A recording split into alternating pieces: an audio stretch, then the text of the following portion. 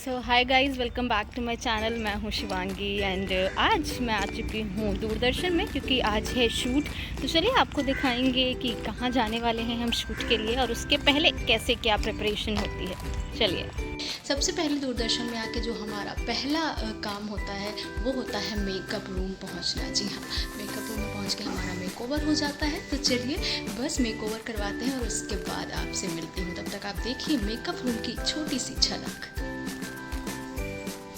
Yes, इससे पहले भी आप मेरे एक ब्लॉग में देख चुके हैं बट स्टिल। और ये है मेरा आज का आउटफिट। यस, काफ़ी टाइम के बाद मैंने ये कुर्ती निकाली कि भाई अब तो विंटर्स आने वाले हैं, तो इससे पहले कि विंटर्स आ जाएं ये जो कलर है वो समर्स के लिए बहुत ही ज़्यादा अच्छा लगता है। तो मैंने कहा चलो पहन लेते हैं सीज़न जाते जाते।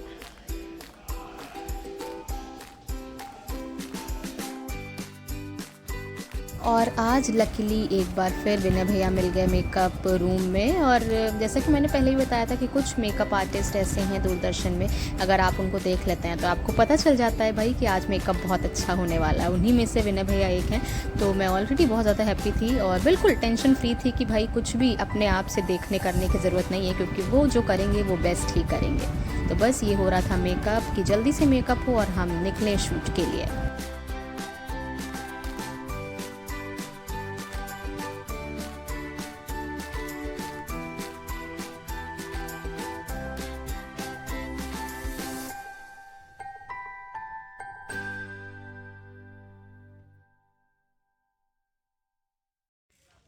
और मेकअप के बाद बिल्कुल भी टाइम नहीं था कि मैं फ़ोटो क्लिक करती, क्योंकि हम ऑलरेडी बहुत लेट हो रहे थे शूट के लिए। और हम पहुंच गए थे अपनी डेस्टिनेशन, जो कि था विपश्यना ध्यान केंद्र बख्शी का तालाब में। जी हाँ, आउटडोर शूटिंग थी और यहाँ पर शूट होना था। और जो कॉन्सेप्ट था वो ये था कि जो यहाँ के आचार्य थे श्री सत्यनारायण गोयनका जी, उनकी पुण्यतिथि थी यहाँ पे। उनका उसी पर एक प्रोग्राम था जो हमें कवर करना था। और वहाँ के जो मैनेजर हैं उन्होंने बताया कि विपश्यना कितना ज़रूरी है। विपश्यना यानी कि एक ऐसी मेडिटेशन टेक्निक जिससे अपने जो आपका मन है उससे एक पॉइंट पे जा कर के उसको शांत करना होता है, ध्यान करना होता है। तो जो मैनेजर थे उन्होंने थोड़ा सा ब्रीफ किया कि किस तरीके से विपश्यना क्या है। और ये सारे BTS मोमेंट जब प्रिपरेशन हो रही थी, प्रोड्यूसर सर उनको समझा रहे थे कि कैसे क्या बोलना है ताकि वो अच्छे से अपना जो भी स्पीच है, जो भी बताना है सेंटर के बारे में, वो बता सकें।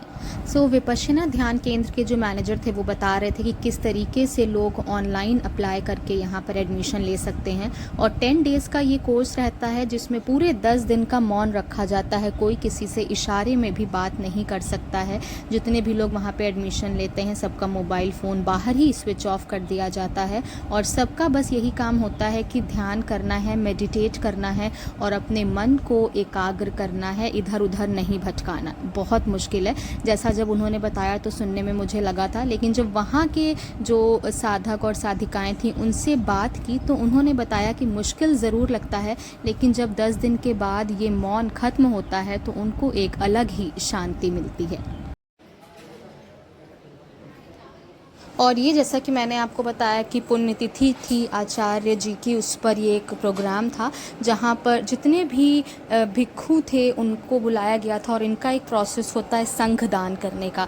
संघदान का मतलब है कि इन सारे भिक्षुओं को बुलाया जाता है, इनको एक साथ बिठाकर खाना खिलाया जाता है और उसके बाद गिफ्ट के तौर पे इनको कुछ ना कुछ चीज़ें गिफ्ट की जाती हैं। एक ये प्रोसेस रहता है कि लोगों की हेल्प करो ताकि जो आचार्य हैं वो जहाँ पर भी हैं उनकी आत्मा को शांति मिले। तो बेसिकली यही है कि आप दान करिए, दान से जो भी पूर्वज हैं वो खुश रहते हैं।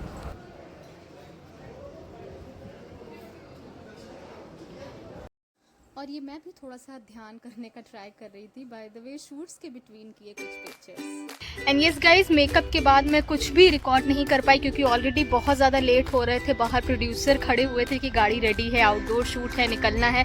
तो देखिए सुबह 8 बजे के निकले, अभी शाम के 4 बजे हैं और अब बस पैकअप हुआ है और अब मैं निकल रही हूँ घर के लिए क्योंकि बहुत लेट हो गया सुबह से आए हुए। अब एकदम शाम होने वाली है।